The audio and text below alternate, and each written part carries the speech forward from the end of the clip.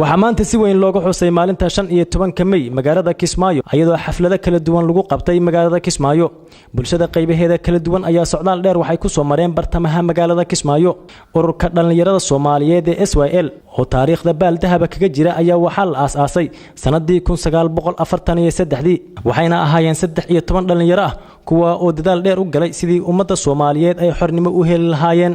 munaasabadan ayaa maanta waxaa ka soo qayb galay mas'uuliyiin ka tirsan Jubbaland ayadoo ugu dambeyntii hoolka shirarka ee daawad la iskugu imaaday isla markaana halkaasi ay ka hadleen mas'uuliyiin ka tirsan Jubbaland iyo ururka dhalinyarada qaybahooda kala duwan yaa kudhiga sanadka oo ah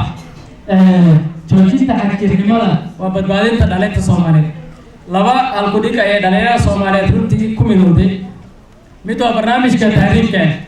waxaa looga hadlayaa maamul goboleedka Puntland iyo Koonfur Galbeed barnaamijkan joojinta xagjirnimadana galmudug iyo anaga ayaa qaadanay iyo gobolka Banaadir waa dareemi kartaa dhalinyarada Soomaaliyeed runtii wixii ka dambeysay shirkii aan halkan ugu qaban way mideysayeen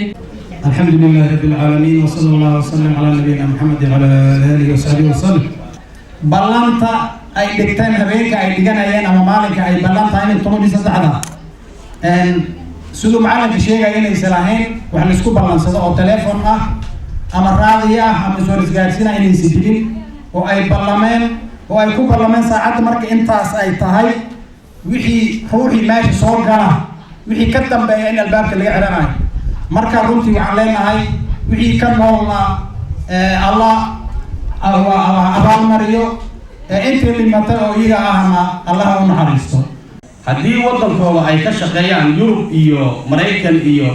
wadamadan ay u yaacayaan baraf baa ka dhacaa oo lagu dhamaada wadankan baraf male oo dhulgariir male oo wixii male oo duufaan male haddii inteena intaan kacan aan u kacano inaan magaalada Kismaayo ka dhigno dhalo biyaha dhax fadhiya ma dhax fadhiye waxa weeye nin walba ninka kale ayuu ku eegayaa nin dan kale wadankan ma jiro dhanka kale waxaa la qabtay tartan baaskiilada ah waxaana hakad la geliyay isku socodka gaadiidka ayadoo tartankaasi ay ku tartamahayeen baaskiil shanta xaafadood ee magaalada Kismaayo waxaana ugu dambeyntii ku guuleystay xaafadda Guulwade ee magaalada Kismaayo taasoo kaalinta goobaad u gashay tartanka baaskiilka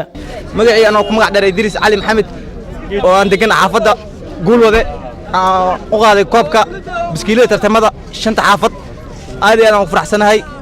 inta dhalinyarta iga dambeysana waxaan u rajaynayaa inay dadaalaan bismillahir rahmaanir rahiim anigoo ku hadlaya ururka dhalinyarada Jubbaland afkooda tartanka baaskiilaha waxa ay hayeen dhacdo horaan laakiin 15 May baa ay soo jeediyeen Cabdisamid tiimkiisa in lagu aadiyo oo maalinta dhalinyarada Soomaaliyeed aad baan ugu mahadcelinayaa ninka guuleystay Guulwade inta kalena waxaan u rajaynaynaa insha Allah ta'ala tookada dambe inay mataqaana ay tookada dambe ay galaan